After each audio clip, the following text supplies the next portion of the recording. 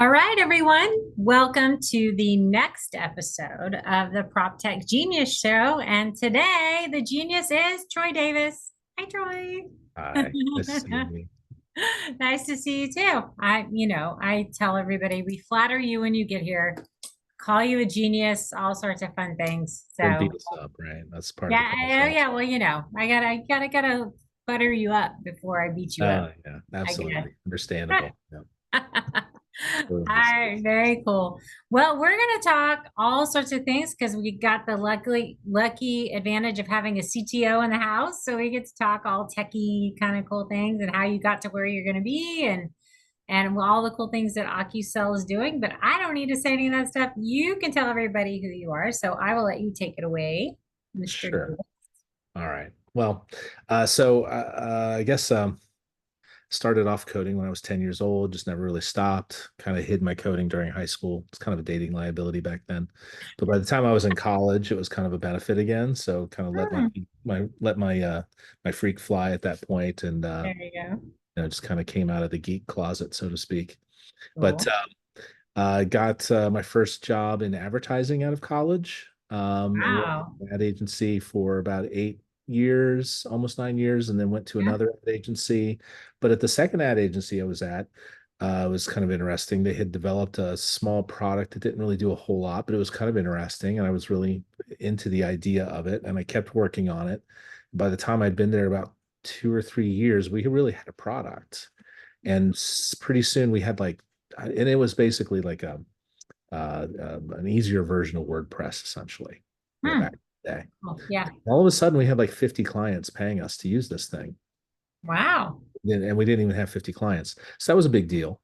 So then the next thing we knew, there was somebody who was an angel investor, and I didn't know what that was. I thought we were talking about something scary out of the Bible, but no, this was an angel investor, and they wanted to support our company, and they wanted to see us distribute this product and scale it up, and all these cool things. And that was the first time I ever worked with a startup. And Wow. so for about a year, we had about $500,000 in funding for the first year, and we built out an automated product and got it ready for market. And the plan was the second year, the other 500,000 was going to be used to promote the product and get it out on the market, and support the customer service operation and all of that, do some Mhm. improvements and all of that. Well, that was 2009, and you can imagine what happened. So the bottom of the market fell out. Our investor got cold feet and did not give us the second year's funds. So the Oh, market collapsed about 2 months before we were supposed to get the renewal, which was, wow. yeah. But by that time, cold feet had already set in. So my first startup went belly up after a year.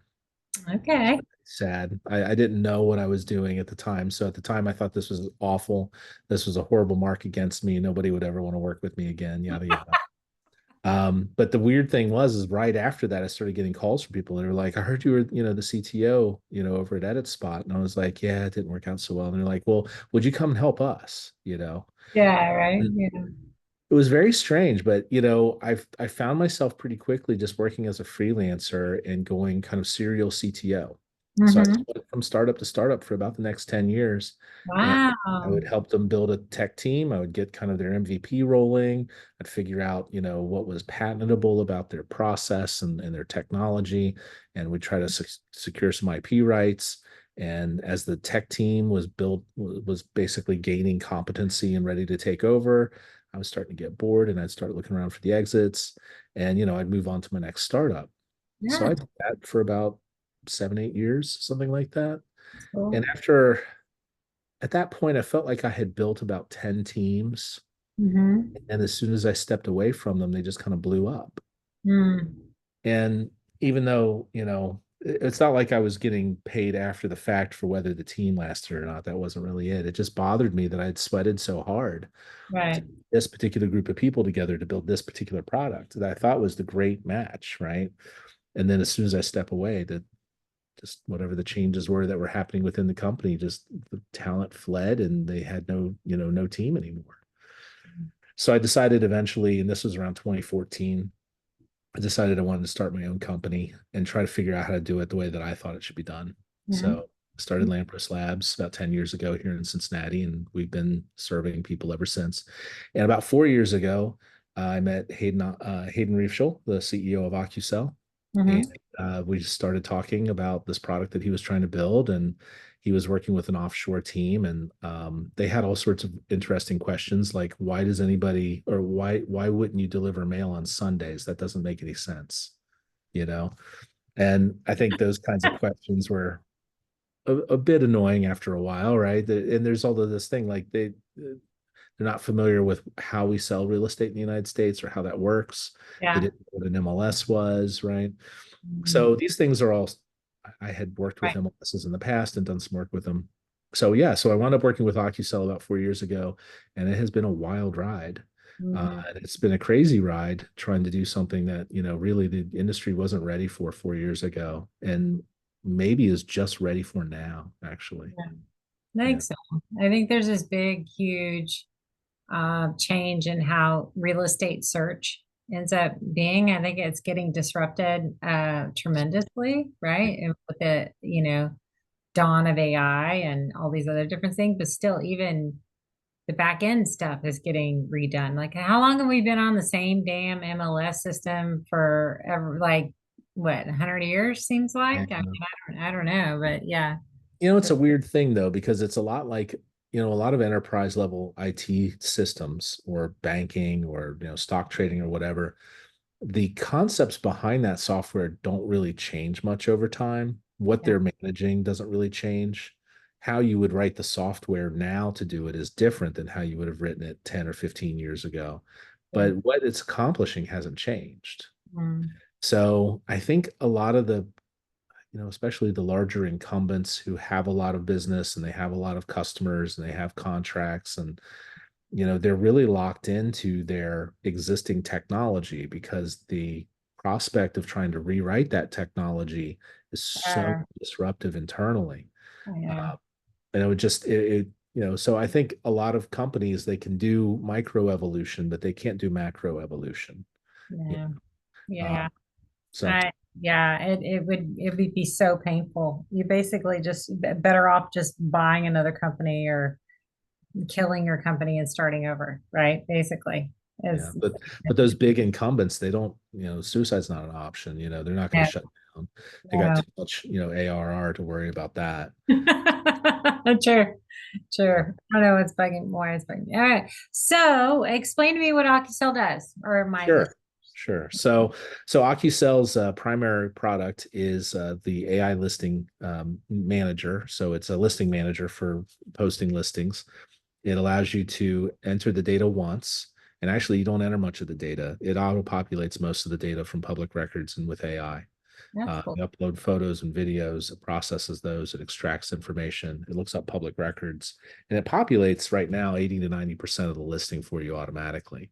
Mm, And you basically just have to fill in a few blanks and check the rest of the data just to verify that it looks accurate. And then you yeah. can post the listing. And our system, the reason why we wanted to build it, there's plenty of front ends that post into MLSs.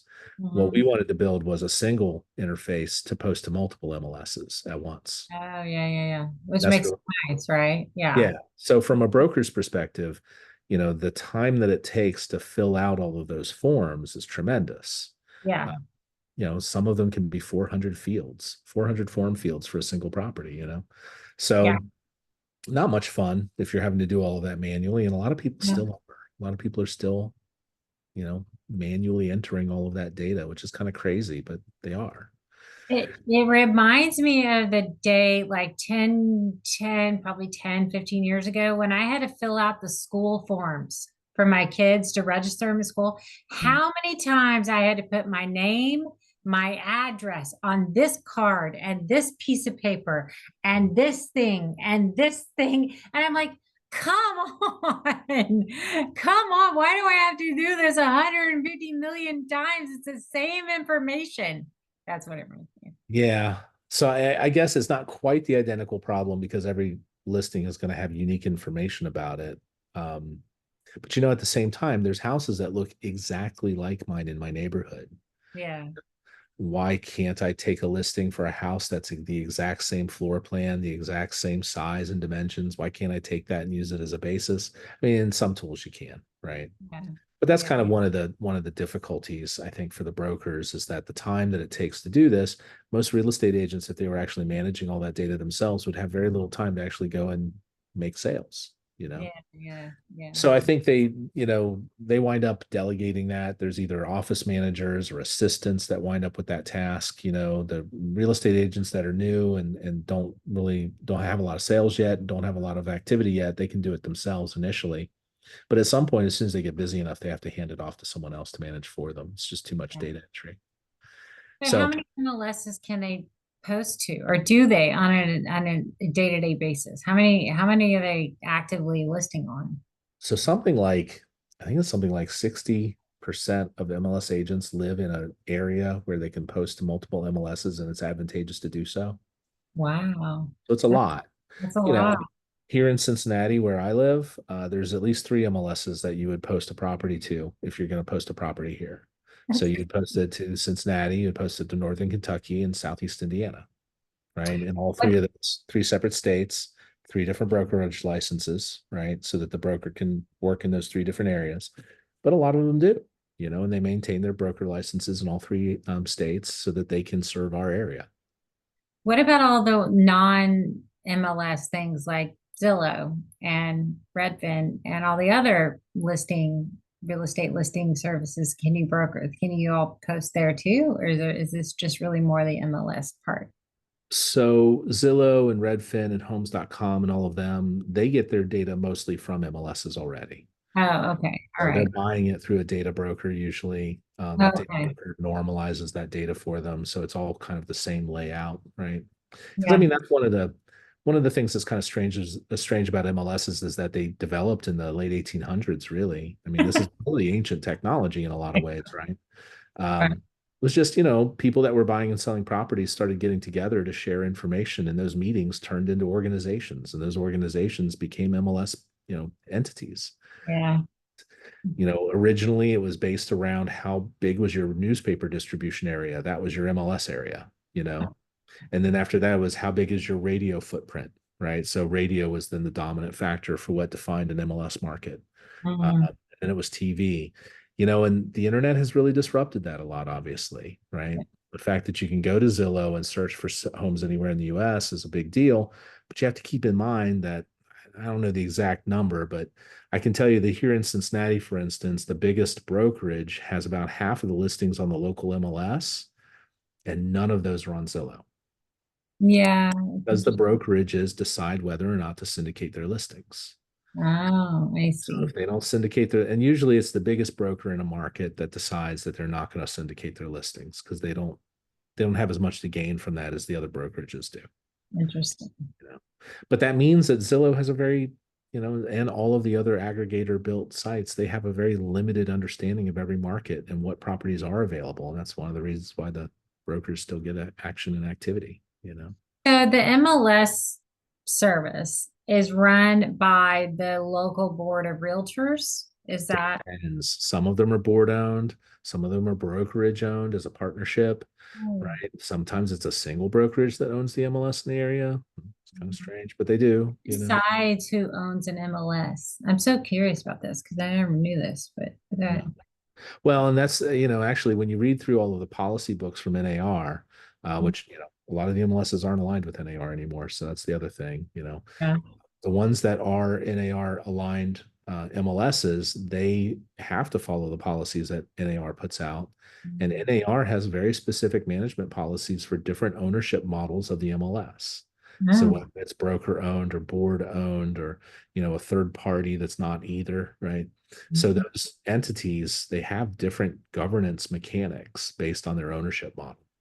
Interesting. Uh, NAR spells that out. And if you're aligned with NAR, you've got to follow those policies. Of course, if you're outside of NAR and you're running your own brokerage, then you just kind of make your own rules. You just have to comply with state and local, Yeah. regulation. Thing that has to Real. do.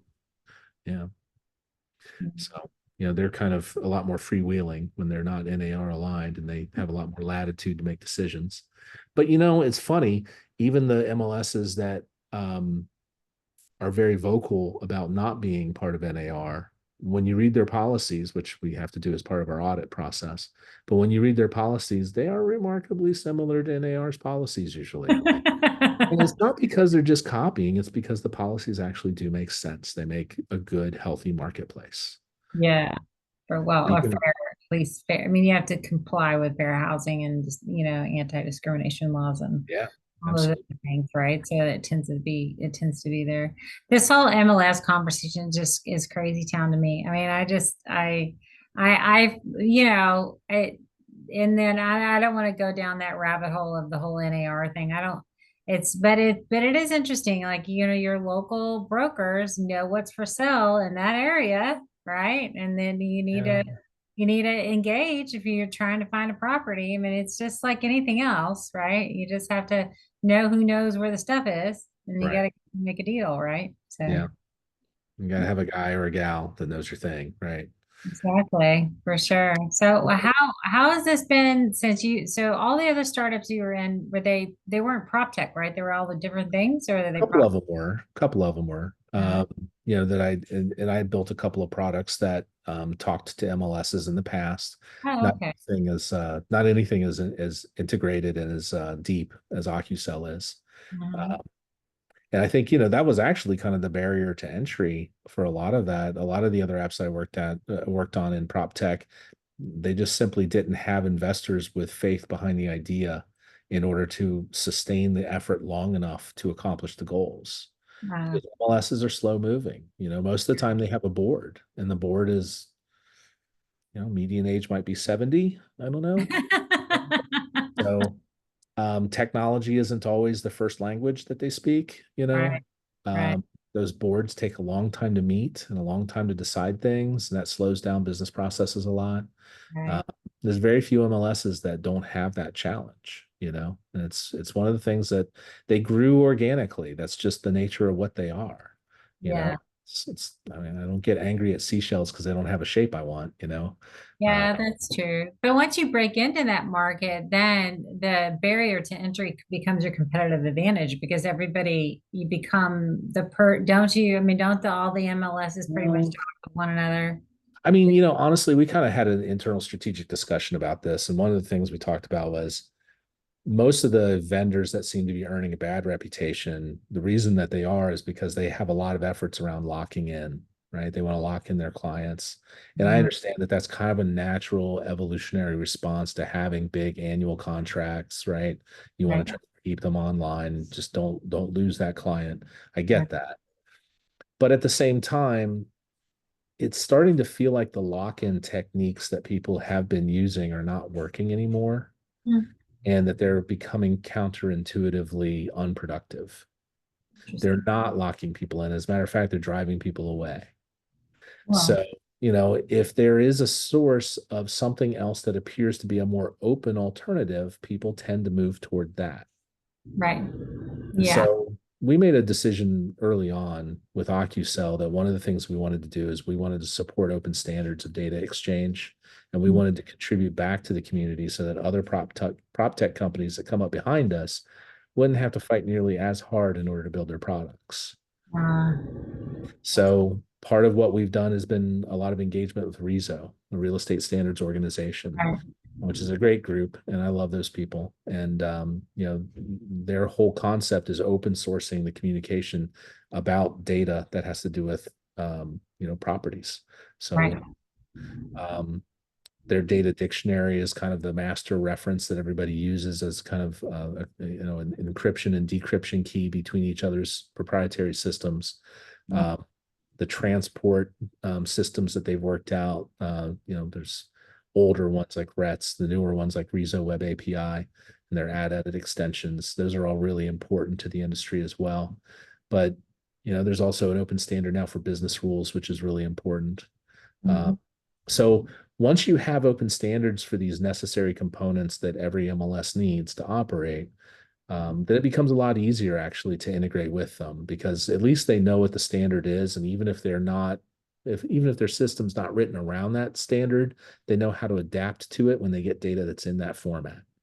Yeah, You that know? was so key. I mean, it's most half, well, more probably more than half the battle on the integration front. It's just making Yeah. sure we say Well, it's this, you say it's that. We got to see who's wins. yeah. Well, there was an interesting thing inside of Rezo. 'Cause I'd say we participate. We sit on some work groups and that sort of thing. One of them at one point they said, "Hey, let's find out from all of the MLSs. Let's get a list of all of their statuses for properties." And everybody's familiar with, maybe it's a draft status, or it's a pre-sale, or it's active, or it's pending an offer, right? Like these, and eventually it moves to like sold, or they might have decided to not sell the property, so it'd be a canceled listing of some kind, right? Right. Every MLS has maybe 7 to 10 kind of statuses, somewhere in that range of number, right, for statuses on a property. Well, when Rezo asked all of their participating MLSs to send in their lists of statuses, they wound up with some 400 different entries. Okay. It's just one data field. Oh my God. Yeah, that's one field, which is just Okay. status of the property. So a lot of them, of course, were just like plural versus singular, restating the same thing, capitals instead of lowercase or whatever, right? Some of it was that. But there's some of them that are, actually pretty unique and not really common across the industry, and that just Yeah. organically happened in that market. Yeah. Um, but Rezo did wind up building what they call a standard status field, which they said, "Hey, we're not going to tell you to change your own status processes. You've been working with that for too long. We're not going to, nobody's going to accept that kind of a change instruction anyway. But if you'll agree to map your statuses to our standard status options, and here's like 10 of them, I think there's like 10 options in there. If you'll Yeah. agree to map them to them, then all you have to do is just attach the additional standard status to the record. And now anybody who understands Rezo standard status will know what that means. And they don't have to do Okay. special programming, just Right. understand your statuses, right? Yeah. Yeah. Yeah. For sure. Yeah. A business model like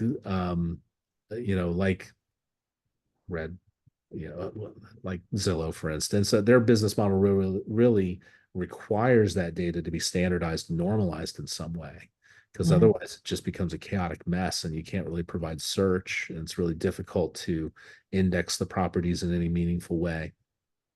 So Mhm. Rezo, in a lot of ways, has become kind of the de facto standard for how you transport real estate data around, because it's an open standard and nobody owns it. You know, that's the thing that's good about it. And it's built by people in the industry. It's built by the people who are going to use it. So it definitely has utility, and it's not been designed by a committee that doesn't know what they're doing. It's designed by a committee of people that do know what they're doing, you know. Still designed by a committee, but they usually work a lot better than a lot of committees you might be familiar with. I'll say that. So Very cool. Well, I love that this show is live and my little guy got home from school and now, this is so funny. This is so true how my life goes. yeah. Oh man. You get to see him in the background, my little dude walking That's around in the background. That's all good. Yeah. I had to tell my coworkers here at the office that unless they wanted their conversations to be recorded and permanently archived on the internet, that they might want Yes, to relocate. exactly. You know? Saw some wide That's eyes funny. right after I said Yeah. that. They're like, oh, okay. Yeah, moving to the Right, next very cool. room. Got Yeah. it. So what's next? What's next for Ocusell other than just expanding to more and more MLSs? Is there anything else that y'all are looking at doing? Well, our editor is really a big deal and we're getting a lot of notice for it. But we also realized that some of the components that we made have gained a lot of interest as well, because people were asking us how we were doing this. And we said, oh, well, and I'm okay with explaining how it works. That's fine. And as we started describing the different components in our system to some folks, they were like, would I be able to do this with that? And I'm like, well, how would, and ask them for some details. And yeah, actually that would work. So we now have 2 new products actually that just were introduced recently. So there's our AI listing manager, which is what we just talked about, being able to Mhm. submit a listing into multiple MLSs, rules compliant, it's all checked before it's sent. Very nice user interface, very modern. Limits the amount of input that you have to do by combining fields across MLSs and automating input for you, and AI and autofill and all of that. And there's a social media tool in there so you can advertise the properties, right? There's a pocket listing, kind of what we call a property site in the industry, which is a terrible term. It's Yeah, really a web page on a server, but we call it property sites for whatever reason. Going back to the origin of the internet, I should have had the title webmaster for that one. exactly. You should have. Yes. So, but it also has like this marketplace tool built into it to find like photographers and videographers, virtual tour people, that sort of thing. So you can quickly get that set up for your property. But we had to build two tools behind it just to make it run. Because at first we tried to write the application with all of this logic in it, and no, that was a bad idea. We wound up refactoring the application and taking two components out of it that were really important concerns. So one of them is a rules engine, and Mhm. that's externalized, and we call that Rosetta Stone. And Okay. yeah, I know.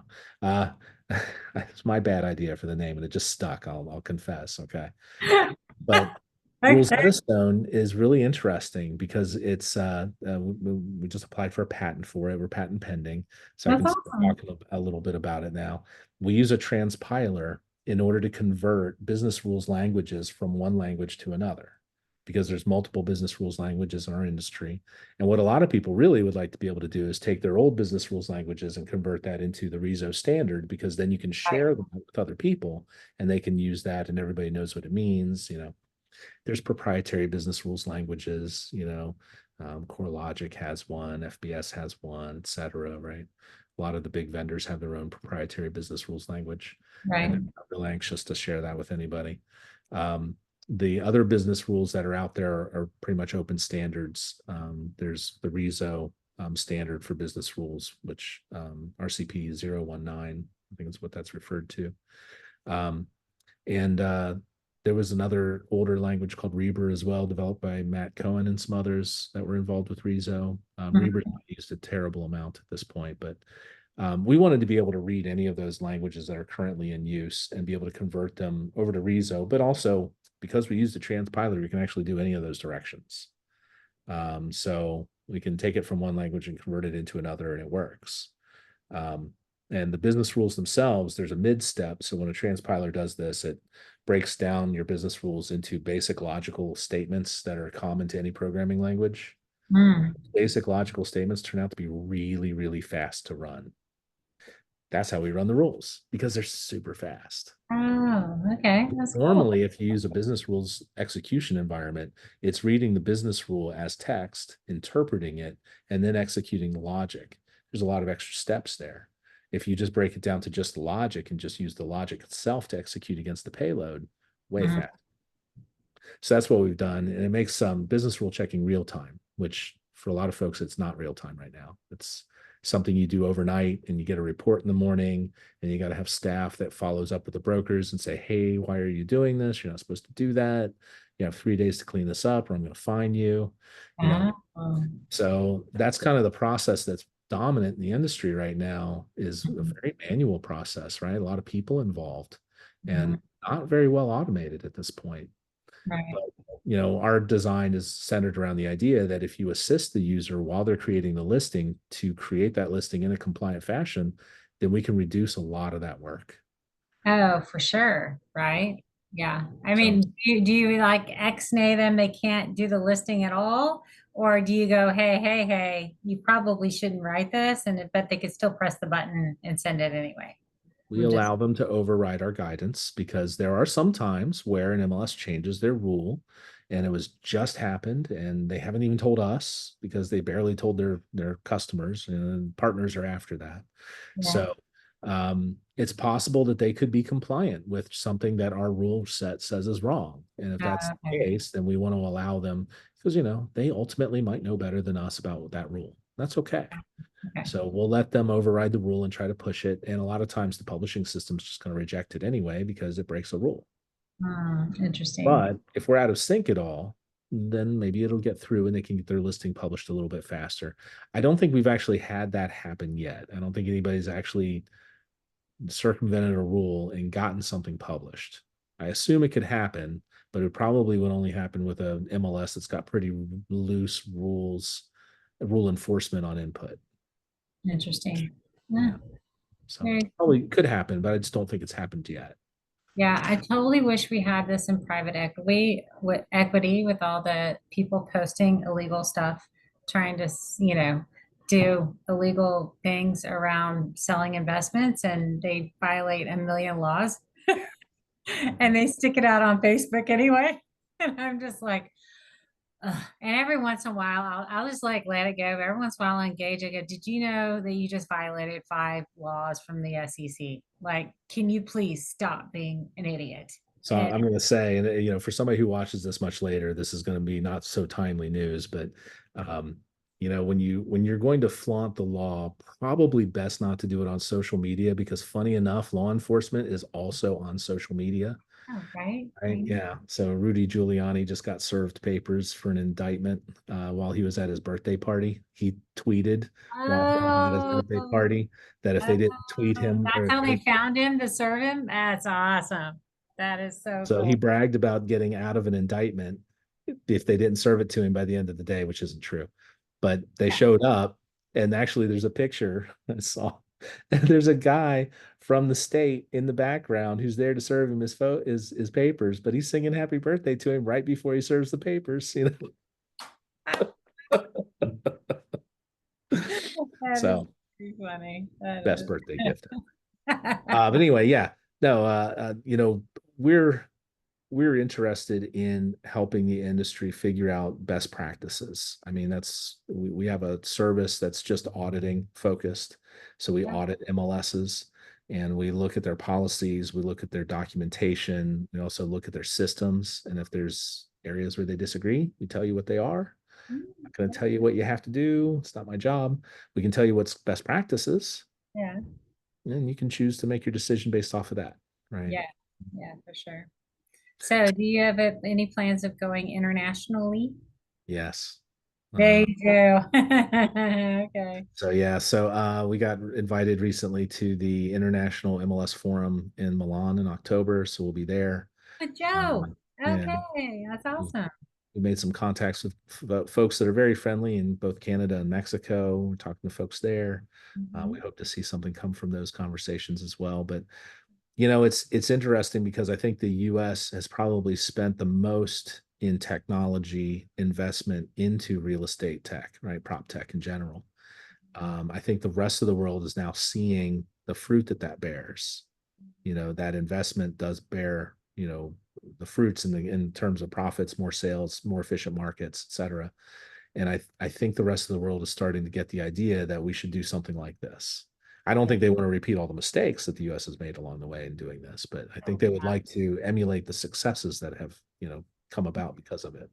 Yeah, yeah, yeah, for sure. Yeah, it's definitely interesting for sure. I think yeah, but obviously that's it's always a cool place to be when you're in like kind of leading, even though you're making mistakes and stumbling all over yourself, at least you're leading and you're figuring it out as you go. And that's always a good place to be. I'd rather be there than trying to play catch up. Oh, you know what? I kind of detoured a little bit. We Okay. went off on so I mentioned the rules engine, which is that one product, and that's something that other prop tech companies can use if they want to. We've got Uh-huh. an SDK. You can put the SDK right in your app, parse the rules through our API and the data structure through our API, and then you get this code back, put that into the SDK, and now your app can do what our app does in terms of checking in real time to see whether or not the data being entered is compliant or not, which is pretty That's cool. awesome. That is awesome. The other product that I wanted to mention that might be of interest to other prop tech companies as well is called Meridian, and it's an API gateway. So the biggest challenge that we ran into is that every MLS, basically the act of putting data into their system, the add, edit, or the insert update process Mhm. is different for every one of them. Mhm. So if you want to implement something that puts data into every MLS, then we basically have to write an adapter for every MLS.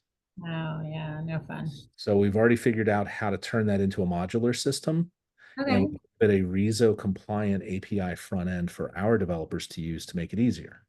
Oh, okay. It's super easy. So, part of the problem is like a lot of the technology that's used for pushing data into an MLS is Mhm. based on RETs, which is from the 90s or maybe early 2000s, the Such latest a good name. Such a good name. Sounds RETs. like rats. Yeah, I know. That is good. Sounds like rats. All RETs. Yeah. I've heard a lot of people say that actually. They're Uh, rats. But but it's like client server technology. It's kind of an old paradigm, but people have kind of put modern web wrappers around it a little bit, made it a little bit more approachable. But Yeah. it's not an API. It's not like what developers want to be able to interact with today. Mhm. And it's not something that they're used to. So they have to learn this technology and learn how its in and outs and read the specifications and figure out how to implement. It's a lot, right? But anyway, we did that a couple of times. We were like, we're going to modularize this. We're going to make it like a core engine so that the engine knows how to do the publishing act throughout all of these different output modules. But we'll give it one input interface, which is a RESO compliant add edit interface. Okay. And So yeah, we that's awesome. It's very Yeah, cool. so standardized inputs and outputs for the developer, and it does all of the craziness of figuring out how to talk to each MLS on the server side behind the scenes, and you don't have to worry about it.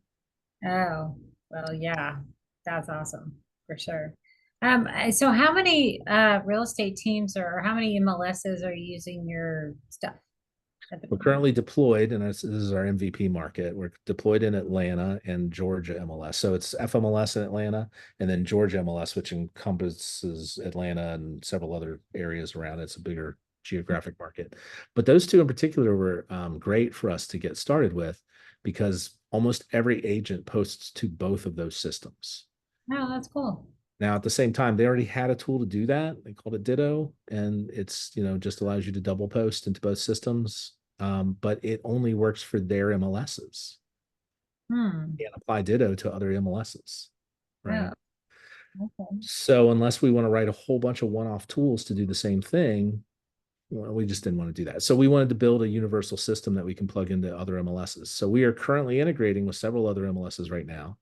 Cool. We should have we're talking maybe like 50 by the end of next year. I don't know, something like that. That's cool. Um, From 2 to 50. Talk about that, man. That's awesome. we're moving pretty quick right now. Yeah, So I think the so. relationships are getting good, and we've got integrations moving forward on several of them. And I can't really talk about a lot of them because they're not public yet.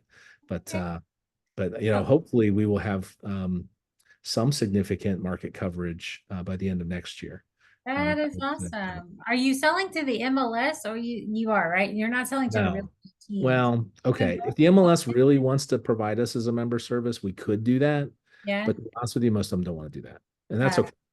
So we sell to the broker, right? But in order for the broker to use our tool and for our tool to be effective, we have to have an excellent partnership with the MLS.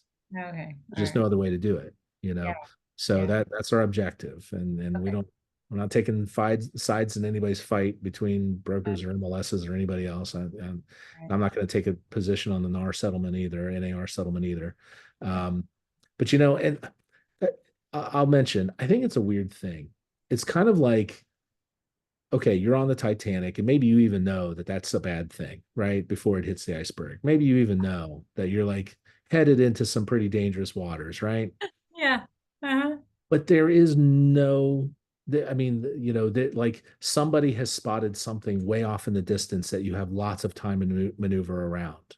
It might be dangerous, but you don't have to hit it. You have Right. lots of time to evade and move. And I think that's where we're at right now. Mhm. The settlement's not accepted. Yeah. Nobody has said this is what's going to be the new reality. Not yet. And until a judge accepts a settlement and that gets codified, we're all kind of making guesses about how this changes everything. So they've offered settlements. There's been lots of offers or agreements for settlements, but no judges accepted it yet. Correct. Interesting. I did not So know. until it's accepted, it's not a settlement. Right. It's like a yeah, okay. Yeah, Yeah. yeah, Troy, I'll pay you 20 bucks. Yeah. Okay. I mean, Right, just whatever. because somebody says, yeah, Yeah, but I'll just do because you that. tell me you're going to give me 20 bucks doesn't mean anything, right? I I mean, know. I get the 20 bucks, it'll mean something.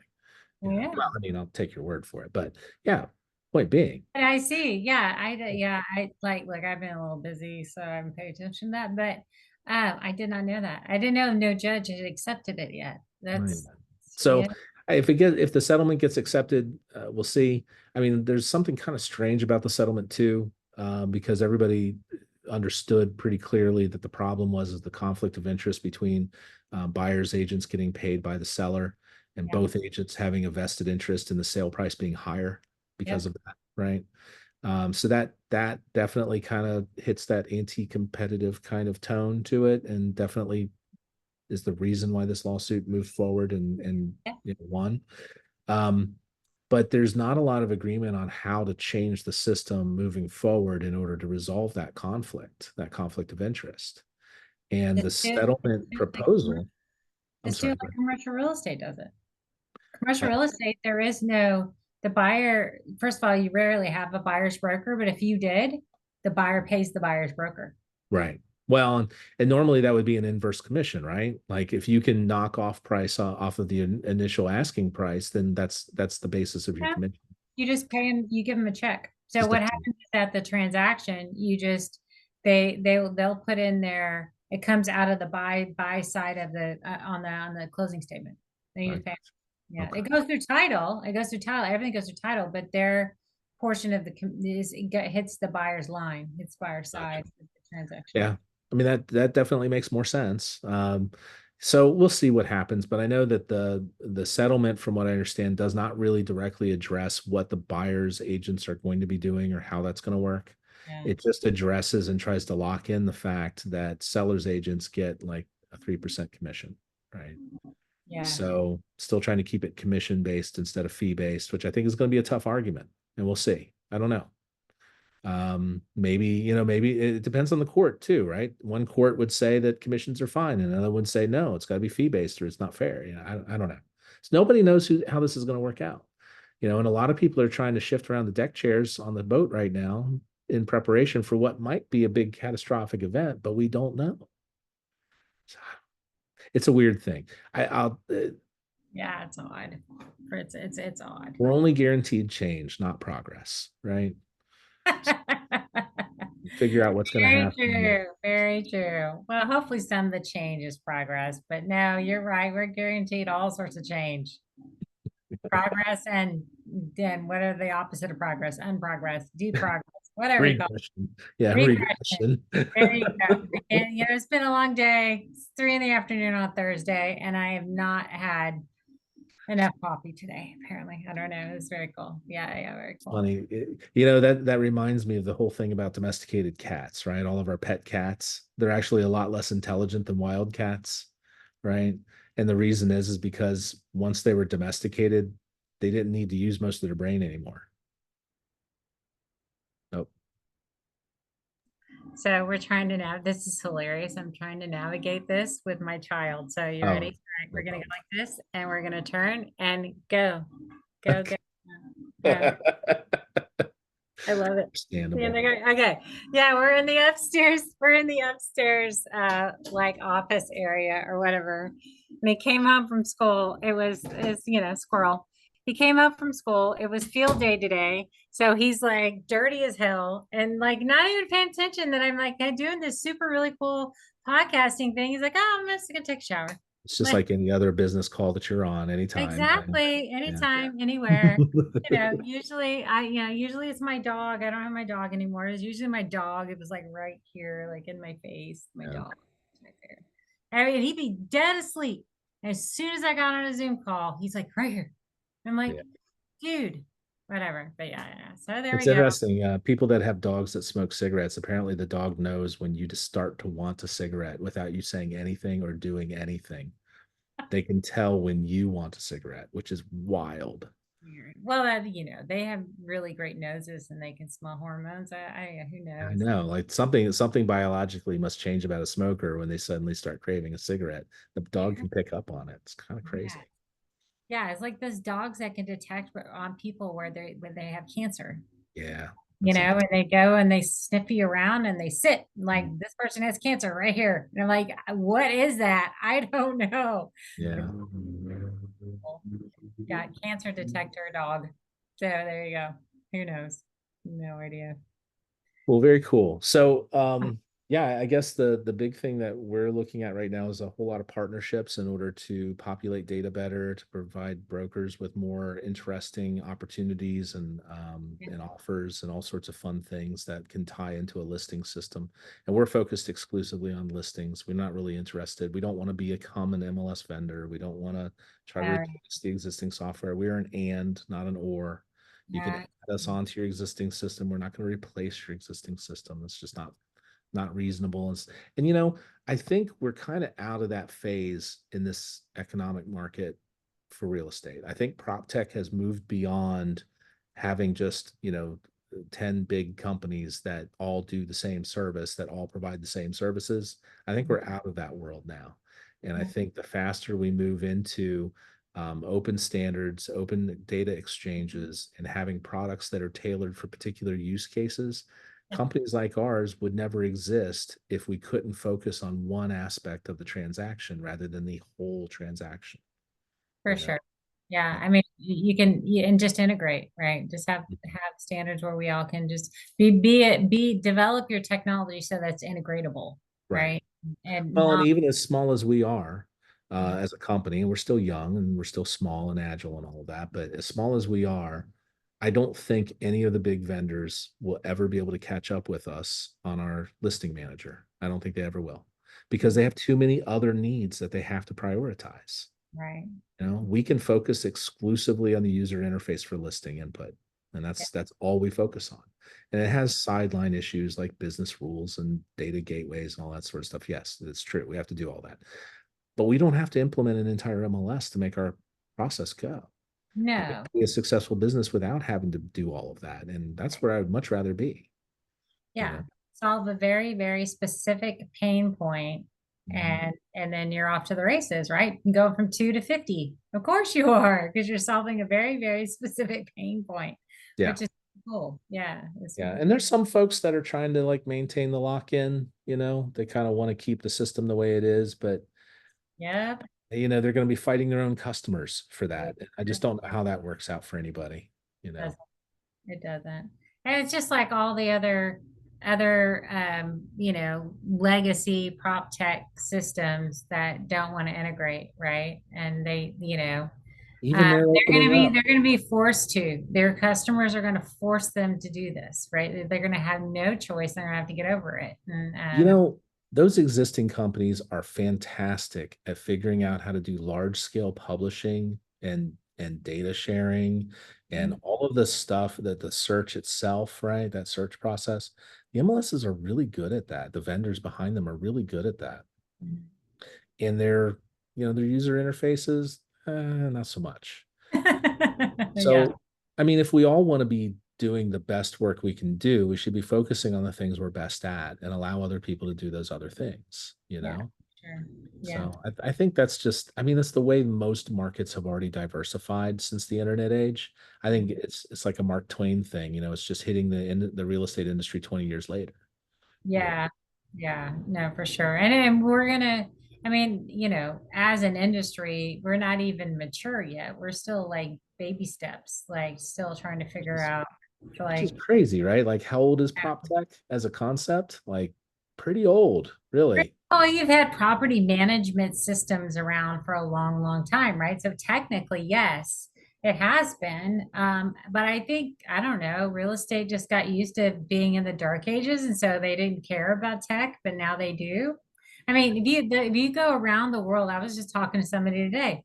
The oldest prop tech association, or the oldest one, the one that started the earliest, that was 8 years ago when they started. 8 years. That's And great. UK Prop Tech Association was one of the very first ones, and they started in 2016. That's nuts. Yeah, that's wild. I know. So Mm. there's been these companies that have been out there and serving the real estate industry. There's just never been a group. So I was like, and he said that today. I was like, yeah, it's so old. Like it's 8 years old. It's not old. Oh my Lord. Don't even Compared have all of your adult teeth at that age, do I you? know, Oh, I I'm not know. sure. It's like nuts, but yeah, no. So I think it's exciting. I think technology and real estate is super cool, and I think it's gonna help the industry, and we're gonna move into this whole new age of how we live and how we work, and prop tech can lead all of that. Yeah. So I think it's just super super cool. All You this. know, this has already happened in so many industries already, and you could look at it as, internet, widely available internet started the process. Mm, Open standards kind of fulfilled the promise. You know, right. it was one thing when we had AOL. It was another thing when we had the internet, right? You, Yes. you could go to AOL and see what Oprah was up to, or you could go to the internet and find out what anybody was up to, right? Yeah, yeah, yeah, Yeah. yeah. So it was the open source revolution that's hit business over the last 30 years throughout my career. I'm Mhm. seeing it play out over and over again in different industries, just time lagged based on the receptivity of those industries to change. Yeah. And it just happens that the real estate industry has been really resistant for change to a long time, for a long time, you know, Yeah.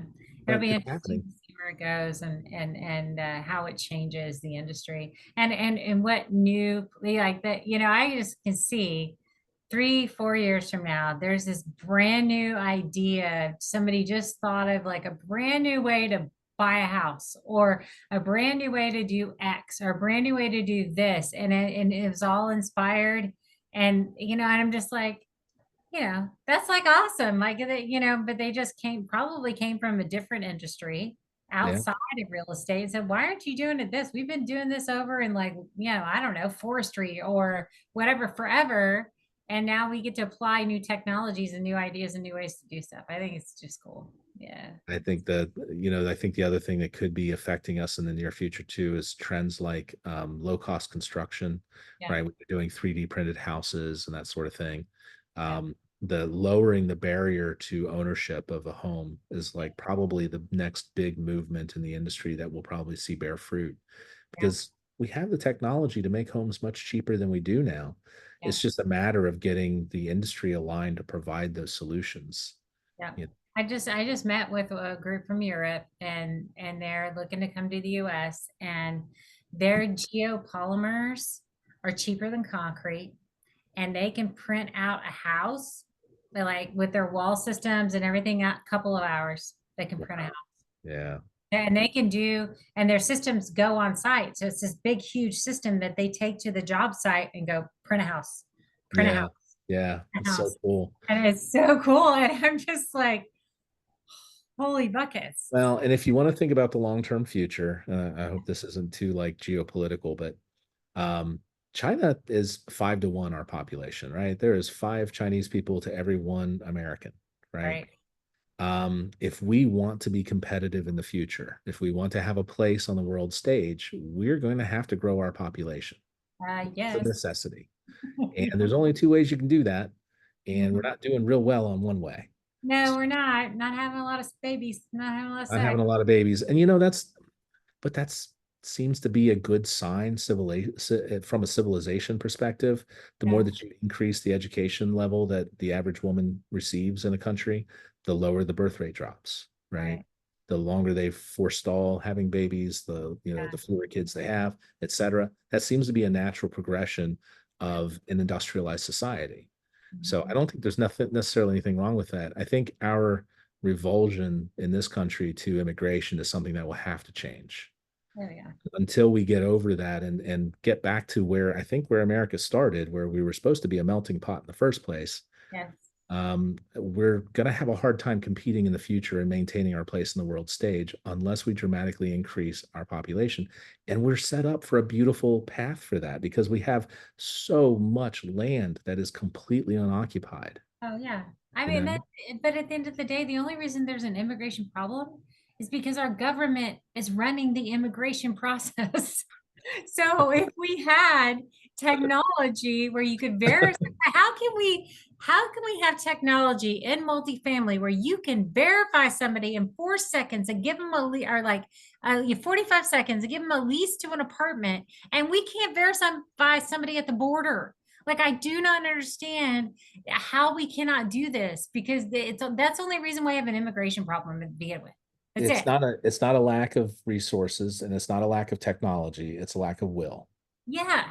And Yeah. so if you would just say, hey, okay, this is our policy, these are procedures, this is how we can get you in. And if they expedited any of that stuff, now they're not illegal anymore. They're legal. They came across Right? legally. Yeah. I just don't like they're like everybody's like it's like it's huge deal. I go, but government's the problem. It's not the people, it's the Yeah. government. That's the Yeah. problem. No, I Great. agree with you. But I think there is that opportunity for the real estate industry to provide solutions to this problem. Oh And yeah. that's going to have to come from the idea that not every builder has to specialize in luxury only building, right? Yeah. It's kind of a Yeah. problem we've got right now. Every company wants to be involved in luxury only. Well, it's the Um, only thing that pencils. So right now, the only way you can't build a Class B apartment complex right now because you won't make any money and you won't ever get a loan because right. it doesn't make sense, right? So what luxury does by building something, what luxury does is it adds to the supply so that 5 years ago, luxury no longer is luxury. And so it moves down the chain to like lower class A. And then the lower class A stuff moves down the chain to class Must B, be, yeah. yeah, but because you're just increasing the supply. But Yeah. it's the only thing that pencils right now is affordable because it's subsidized, or Yeah. luxury because they can But get tenants in there. and But that's the problem. Like we can't pave a path to higher population using that technique. It'll take too yeah, long, it'll take too right? long for sure. So I think ultimately it's going to come down to builders and communities agreeing that it's time to increase population. You Yeah. know, And we already have a housing crisis anyway. We're already short housing units like in the millions in the US. So but if, I think technology saves the day for that part of it. But then even then, once we figure out that part where we can build a house and build it cheaper and there's more affordability back in the market, yes, we still have to increase our population. so it's interesting because I'm here in Cincinnati, Ohio, right? It's where Ocusell is headquartered, it's where I live. And I've lived here my whole life. And one of the things that I always knew that was a truism was that every neighborhood had some housing for poor people and some housing for rich people. And they were often right next to each other, Mhm, right? You'd have one house that was very low scale and one house that was very high scale and be right next to each other or right around the corner from each other. And that was mhm, just normal. And I didn't realize until I traveled around the United States more and I realized how much more there is of income segregation or class segregation in our neighborhoods throughout mhm. America. I never Yeah, saw it here in Cincinnati. It just wasn't part of the background that I saw. I always saw economic classes mixed together in the same neighborhoods. It seems like a lot of America has a problem with that. And I know that here in Cincinnati, there are plenty of folks screaming NIMBY all the time to anything about building subsidized housing or low cost housing anywhere near them. So it's happening here now too.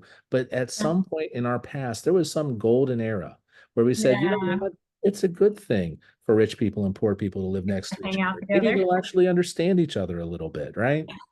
So there had to have been at Sure some point, would. Yeah, yeah. yeah, And I don't know if it was just like a lack of zoning or what it was exactly, but it happened and it could happen again if we wanted it to, you know. yeah, And I think kids who grow up in economically diverse areas are usually better prepared to succeed in the world than if they grow up in a monoculture. sure. So, even if you want to send your kid to the best school, does that mean that you have to move to a place where there are no poor people? I don't know. It's a weird Yeah, thing.